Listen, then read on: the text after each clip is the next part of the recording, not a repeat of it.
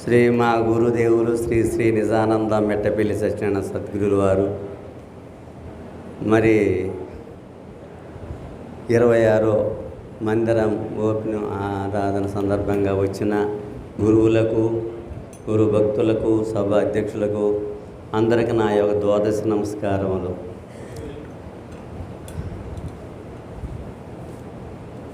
గురురు బ్రహ్మ, గురురు విష్ణు, గురుదేవో మహేశ్వర, గురు సాక్షాత్ పరబ్రహ్మ, తస్మై శ్రీ గురవే నమః. అంటే ఈ సృష్టికి పూర్వము గురువేనని అర్థం వస్తుంది. ఏదో గురు బ్రహ్మ, గురు విష్ణు, గురుదేవ మహేశ్వర అని చదువుకుంటున్న దానికన్నా ఈ సృష్టికి మూలము మరి గురువే. ఆ బ్రహ్మస్వరూపమైన విష్ణువైన ఈశ్వరుడైన ఈ సృష్టి తిథి లయకారకులన్నిటికీ కూడా మూలము గురుస్వరూపము. ఆ గురువు వలనే సృష్టి జరుగుతుంది. గురువు కన్నా పెద్దది మరి ఒకటి లేదని మరి ఈ శ్లోకం అర్థం. మరి ఇలాంటి రహస్యాన్ని తెలుసుకోవాలంటే గురువు కావాల్సింది వచ్చింది. ఇది బళ్ళో పోతే దొరికేది కాదు, ఈ విద్య గుళ్ళో పోతే దొరికేది కాదు. గుళ్ళో పోతేనో పుణ్యం వస్తుంది, బళ్ళో పోతేనో చదువు వస్తుంది. గురువుని చేరితే ఏమొస్తుంది అంటే తన నిజ స్వరూపము ఈ పుట్టి సచ్చే దేహాన్ని విచారణ చేసే అవకాశం, వివేకము కలిగిద్దాడ. ఈ అవివేకం అనేది అవివేకం అంటే ఏంటి? ఈ దేహం నేనని, ఈ దేహంతో అభిమానం పెంచుకొని తదైక్యం పొంది నశించే శరీరం నేను అనుకోవటమే అవివేకం, అజ్ఞాన దిశ. గురువుని చేరినప్పుడు ఈ దేహభావాల్ని గురుగారి విచారణ చేసి, నాయన ఈ దేహం నశించేది, ఇది పంచభూతాలతో సమిష్టి పోగైంది, ఆకాశము, వాయువు, అగ్ని, జలము, పృథివీ. ఈ దేహము అనేది శాశ్వతం కాదు నాయన. దీంట్లో ఉన్న దేహి అనేది కూడా శాశ్వతం కాదు. ఈ దేహి దేహములు రెండు కలిసి కర్మలు చేస్తున్నాయి. ఈ కర్మే జన్మకు మూలమవుతుంది అని చెప్పి, కర్మమున పుట్టు జంతువు, కర్మమున వృద్ధి పొందు, కర్మమున జడను, కర్మము జనులకు దైవము, కర్మము సుఖ దుఃఖములకు కారణమదీపా అన్నారు. అంటే కర్మే జన్మకు మూలమైంది, జన్మే కర్మకు మూలమైంది. ఈ జన్మ కర్మల మరుగు ఎవరు చెబుతారంటే ఒక సద్గురువు తప్ప ఇతరమైన గురువులందరూ కూడా లౌకిక విద్యలు, మతస్థులు కూడా, మరి ద్వైత, అద్వైత, విశిష్టాద్వైత మతస్థులు కూడా ఈ దేహిని సత్యమని, ఈ దేహే దైవమని, ఇదే పూర్ణంగా ఉందని చెప్పుకున్నారు. ఈ అచల సంప్రదాయం సద్గురువులు ఈ దేహములు రెండు కూడా మాయే నాయన, ఈ రెండింటికి అతీతమైంది సృష్టికి పూర్వము, సృష్టి పుట్టకమునుంది, సృష్టి పుట్టాక ఉంది, సృష్టి పోయినాక ఉంటుంది, ఎప్పుడు స్థిరంగా ఉన్నది పరిపూర్ణము, ఈ ఎరుక అశాశ్వతమైంది. మరి ఈ కర్మ ఎట్టబోద్ది? కర్మ చేయకపోతే వెళ్ళదు. సర్వము కర్మ కలివేదం బ్రహ్మ. చెవులు వినక తప్పవు, కళ్ళు చూడక తప్పవు, నోరు మాట్లాడ తప్పదు, కాళ్ళు నడవక తప్పవు, చేతులు చేయక తప్పదు. సర్వము కర్మ కలివేదం బ్రహ్మ. ఈ కర్మ చేసినప్పుడు జన్మకి కారణమవుతుంది, జన్మెత్తినప్పుడు మళ్ళీ కర్మ చేయటానికి కారణమవుతుంది. ఈ రెండింటి లింక్ విడదీసేవారు ఎవరంటే సద్గురు. ఆ గురువుగారు అందుకని మొదగాలి మన దగ్గర ఏం తీసుకోండు, అయ్యా ఈ ఘోర సంవత్సరం నుంచి నన్ను బయటపడేసి మార్గం చేయి గురుదేవా, ఈ పుట్టుట చచ్చుట బౌరాగ బంధం నుంచి ముక్తి కావాలంటే మరి గురువే దిక్కు అంటున్నారు, మీకు శరణాగతుడు నాయనని వచ్చి గురువుగారు పాదాల మీద పడ్డాడు. అదే కృష్ణప్రభులు వారు అన్నాడు, ఎన్నో సాధనలు చేసిండు ఈ జన్మరహితం కావాలని, గుళ్ళు తిరిగిండు, గోపురాలు తిరిగిండు, యజ్ఞాలు చేసిండు, యాగాలు చేసిండు, క్రతువులు చేసి ఎన్నో చేసిండు పుణ్యకార్యాలు. కానీ ఈ పుట్టుట చచ్చుట అనే బంధము, ఈ రహస్యం తెప్పిన వారు దొరకలే ఆయనకి. అప్పుడు ఆయన పుణ్యవశం చేత గురువుగారు దొరికినట్ట. ఎవరు? సాధకుడికి ఒక గురువు. ఆ గురువు ఎవరు? ఆయనే గురువు, ఆయనే శిష్యుడు. భాగవత కృష్ణదేశుల వారు రాసింది కందార్థాలు, ఆయనే గురువుగా ఆయనే శిష్యుడిగా రాసుకున్నాడు. సాధన సంపత్తి యుగల సాధకుడొక నరుడు, ఘోర సంసారమున బాధపడలేక తన పుణ్యోదయమున గురుని గాంచేయురతార భక్తి, శరణని వ్రోకే మరి మారే యుక్తి, బోధాసేయుమో పుణ్య పురుషామ మోట్లకు సాధించతగో ముఖ్య సాధారణ నియో బలికే నురతార భక్తి శరణ నీవ్రోకే మరి మారే యుక్తి.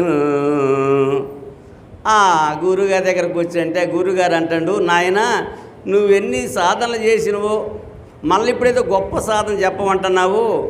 ఏ సాధన చేసినా కూడా దానికి తగిన ఫలితము అమూల్యం వస్తుంది, సంపద వస్తుంది, సంపద వల్ల మళ్ళీ జన్మ వస్తుంది.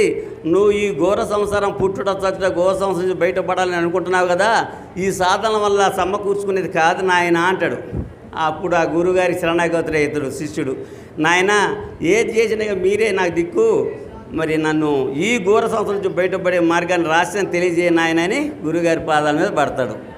ఆ గురుగారు అప్పుడు నమస్కారం అంటే సంస్కారంగా ఎవరికైనా దయగలిగింది కదా, గురుగారి కడుగలిగింది.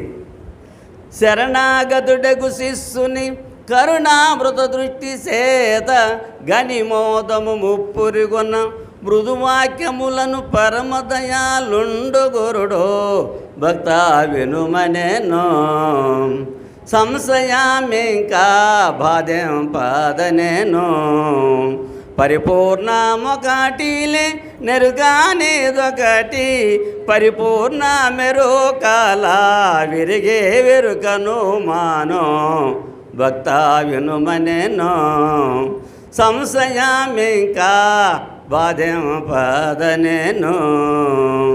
సంశయం పెట్టుకోబాగు నాయన, ఈ పరిపూర్ణం ఒకటి లేని వెరుక అనేది ఒకటి ఉంది. ఈ రెండింటిని విచారణ చేసి మరి శరణాగతులకు శిష్యుని కరుణామృత దృష్టి అంటే గురుగారి కరుణ కలిగింది. ఇది అమృత దృష్టి పడది శిష్యుడి మీద పడి మరి మూడు ఉన్నాయి. ఏది మనచ వాచ కర్మణ, ఈ త్రిగుణ సిద్ధి అంటారు, త్రిగుణ వాక్యములు అంటారు. అయితే మనచ వాచ కర్మణ ఈ మూడు తెలుసుకొని ముక్తిని పొందడానికి అర్హులు. మనసుతో చేసినా కర్మ తప్పదు, వాక్తో చేసినా తప్పదు, మరి ఆ క్రియతో చేసినా కర్మ తప్పదు. మరి ఈ కర్మ ఎవరు చేయకుండా ఉన్నారు? ఎక్కడైనా ఇప్పుడు ప్రతి జీవిలో శ్వాస నిశ్వాసంలో తిరుగుతూనే ఉండాలి, కళ్ళు చూస్తూనే ఉండాలి, చెవులు వింటూనే ఉండాలి, కాళ్ళు నడుస్తూనే ఉండాలి, అన్ని పనులు చేస్తూనే ఉండాలి. ఈ కర్మ లింకు వదిలే ఉపాయం తీరేయటం లేదు శిష్యుడికి.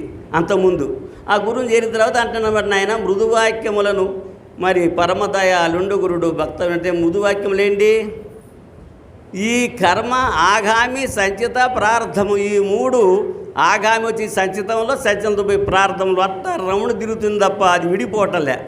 అందుకని అక్కడ గురుగారు ఏం చెప్తారంటే, మొట్టమొదటిగా కీలేరికి వాత పెట్టినట్టు గురుగారు మరి 3 అడుగుతులు మన దగ్గర ఉపదేశం పొందినప్పుడు తనవు ధనము మనసు, ఈ 3 ముఖ్యమైనవి మనకి మరి బంధకరమైనవి.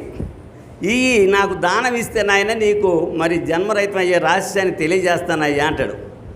అంటే గురుగారు శిష్యుడు అంటే, నాయన ఈ 3 మీరే చేసుకుంటారు, నా ధనము నా మనసు మరి నా క్రియలా నీకు ఇస్తే మీరేం చేసుకుంటారంటే, అయ్యే నీకు బంధకరం నాయన, పుట్టడానికి సవటానికి కారణం అయ్యే, ఆ 3 నాయి కావని గురువుకి అర్పితం చేసి నువ్వు ప్రతి నిత్యము చేసే సత్కర్మలు మరి విచారణ చేసుకుంటూ ఆ గురువుకు అర్పణ చేసుకుంటూ పోతే నీకు కర్మ అంటదు. కర్మ లేకపోతే జన్మ ఉండదు. కర్మ జన్మ ముడిపడి ఉంది.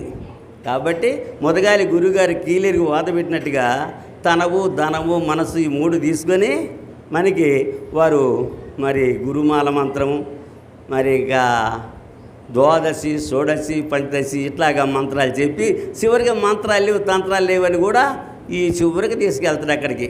అంటే ఈ సమయ సందర్భాలను బట్టి కానీ ఇప్పుడు మరి గురువు శిష్యుడు ఇద్దరు వాళ్ళిద్దరే కడ తీర్చుకునే మాట కానీ సభ మీద ఎవరు చెప్పినా 10 నిమిషాలు 15 నిమిషాలు 20 నిమిషాలు. ఎవరు గురువు వాళ్ళని శిష్యులు వాళ్ళిద్దరూ మాట్లాడుకొని కడ తీరాల్సిందే ఈ రహస్యాన్ని. కానీ ఎంత చేసి చెప్పినా ఒక 10 నిమిషాలు 5 నిమిషాల్లో ఇదే పూర్తి అయ్యేది కాదు. వారు ఇచ్చిన సమయాన్ని మరి ఎదురు చూస్తున్నారు, ఎప్పుడు ఇస్తాడా అని. జై సద్గురు మహారాజుకు జై. అందరికీ జై గురు. మరిన్ని ఆధ్యాత్మిక రహస్యాల కోసం అచల బోధ, ఆత్మబోధ, భగవద్గీత అలాగే పండుగల్లో దాగిన అర్థాలు అంతరార్థాల కోసం మరియు యోగము ధ్యానము మొదలైన అనేక ఆధ్యాత్మిక తెలుగు ప్రవచనాల కోసం క్రింద ఉన్నటువంటి రెడ్ కలర్ సబ్స్క్రైబ్ బటన్ను క్లిక్ చేయండి.